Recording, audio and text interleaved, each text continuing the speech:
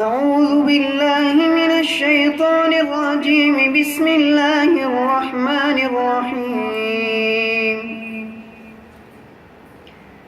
وإذ قال موسى لفتاه لا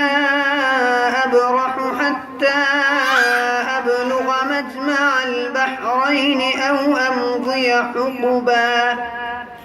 فلما بلغا مجمع بينهما نسيا حوتهما فاتخذ سبيله في البحر سربا فلما جاوزا قال لفتاه آتنا غداءنا لقد لقينا من سفرنا هذا نصبا قال أرأيت إذ أوينا إلى الصخرة فإني نسيت الحوت وما أنسانيه إلا الشيطان أن أذكره واتخذ سبيله في البحر عجبا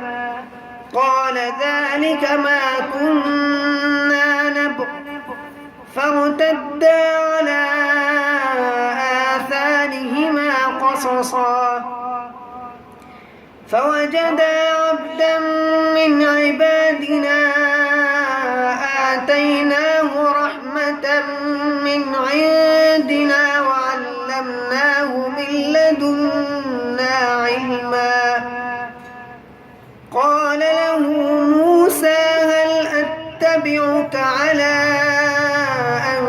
تعلمني مما علمت رشدا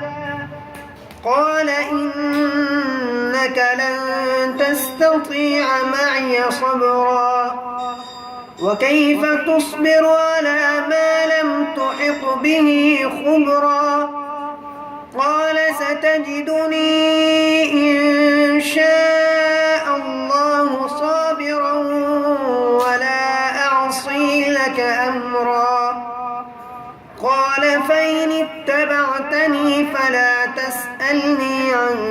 شيء حتى أحدث لك منه ذكرا فانطلقا حتى إذا ركبا في السفينة خرقها قال أخرقتها لتغرق أهلها لقد جئت شيئا إمرا قال ألم أقل إنك لن تستطيع معي صبرا قال لا تؤاخذني بما نسيت ولا ترهقني من أمري عسرا فانطلقا حتى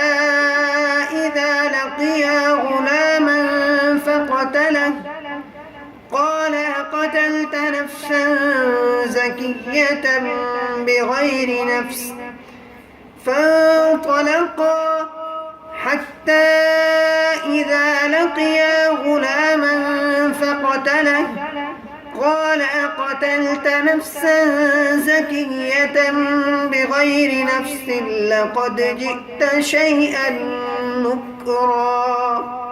صدق الله العظيم.